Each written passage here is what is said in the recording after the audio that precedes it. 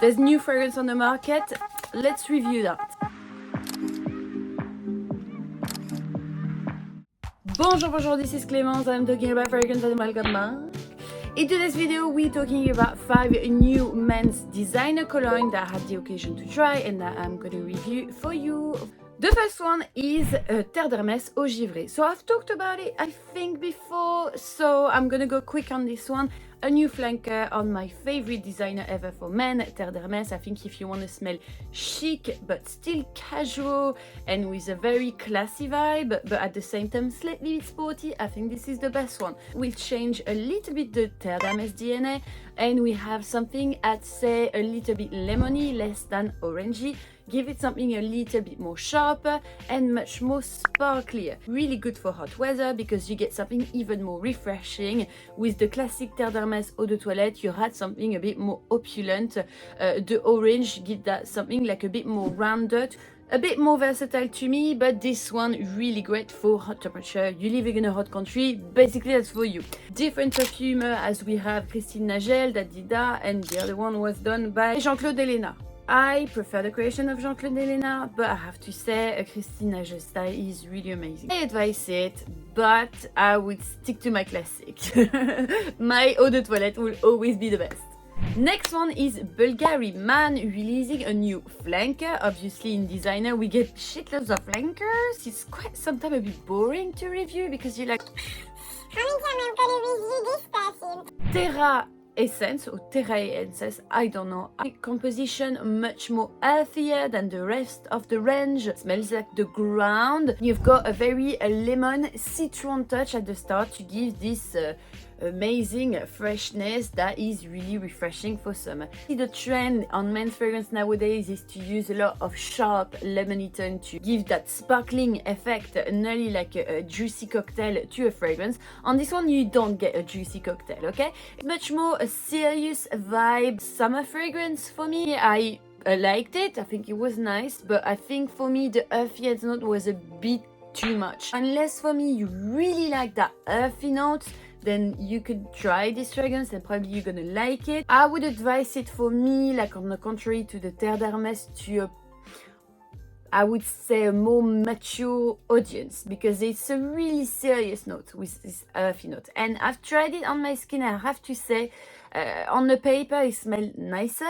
I try on the skin because sometimes a earthy note could really go catastrophe on someone's skin. It's very earthy tone was not really blossoming on my skin and I could smell less of the freshness of the fragrance. On some skin you can smell a bit like sweat.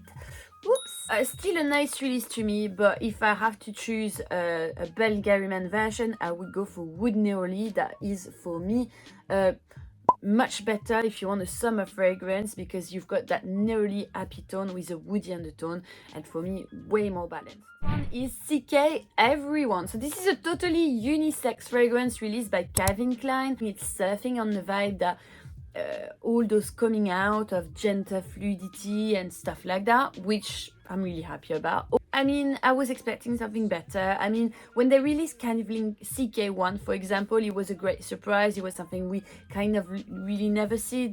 But this one, we've seen it before and they really surfed on the same vibe. The fragrance is not so great. The eau de toilette for me was bland and the eau de parfum a little bit better. But honestly, like it's just like a fresh, clean, very, very clean fragrance. Nothing really special. So a bit disappointing on this one, but I was not expecting a lot. I knew it was going to be something like ultra classic. So I'd say like I would advise it to someone that doesn't really like to wear fragrance.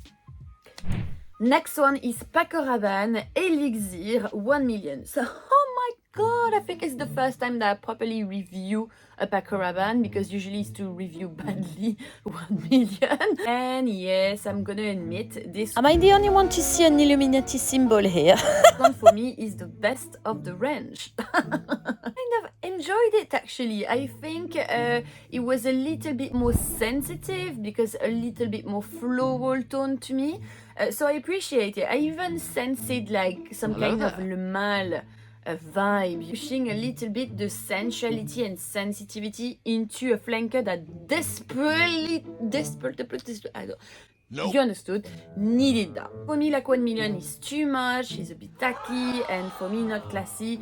Sorry for the one that wears it, I just don't like it. But I'd say this one, for me, if you have to pick one, I would highly recommend it compared to the other one, because for me that was much better, less punchy in the face, it's beast.